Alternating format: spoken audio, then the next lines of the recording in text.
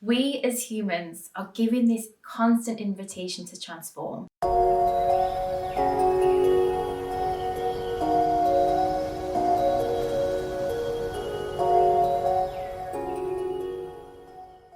There is an invitation given to each and every one of us throughout our life, cyclically and over and over and over again, to participate into the natural rhythm of surrender, change, growth in new life, ultimately transformation, becoming our best selves, the selves we are meant to be, the selves we are created to be. There is many a language used for this throughout the fields of psychology, philosophy, spirituality, and science. There's a lot of terminology for it. And I like to think of this process as what I call the bloom process. We all can participate in this natural growing cycle rhythmically and seasonally to transition into new life or to transition into letting go. This is not just about what we do with our joy and with our happiness.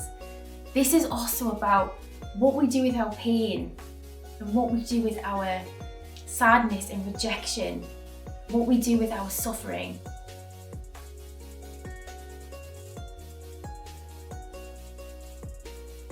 Another part of this that I'm really passionate about is the role the body plays in this. I am really passionate about embodiment and the role in which our body plays in our relationship to the body, our body, and how that influences the way we participate and experience the world. This growth process is not just internal, it's external. And the two influence each other because they are not separate.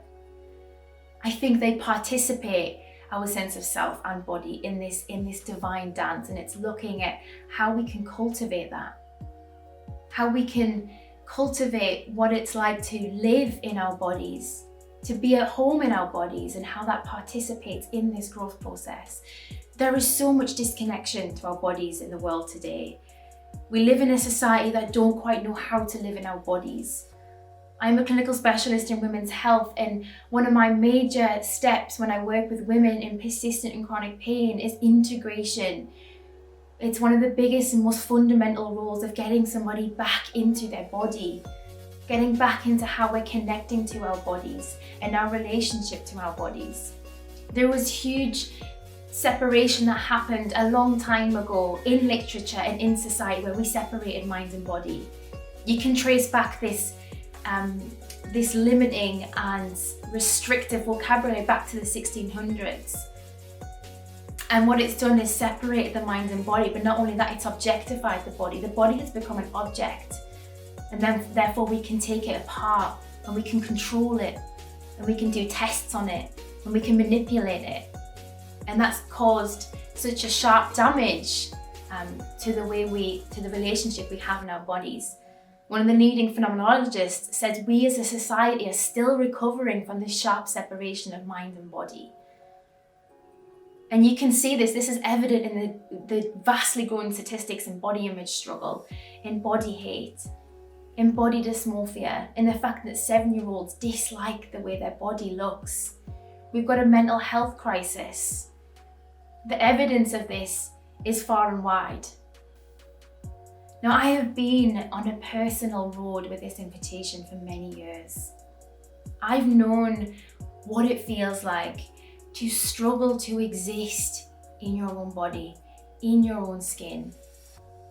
And I struggle to live in a world where there is so much suffering, so much pain, and so much disconnection. This has led me to become a relentless, compassionate, enthusiastic clinician.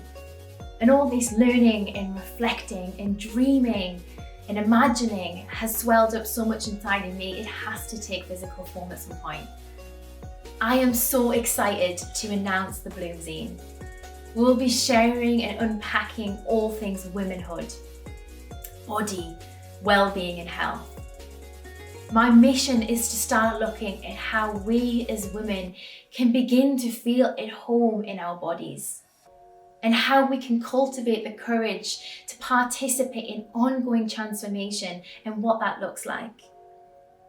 My vision is to create space and opportunity for women to share their stories, questions to be asked and wild hearts to be cultivated. As Elizabeth Lesser would say, the world would be a different place if the stories of women were told. The current society we live in and world does not reflect the lived experiences of us as women, and particularly for our bodies. So it's time that women become the storytellers. It's time that our stories are unearthed or owned, and that we begin to create space to hear those and share those. It is time.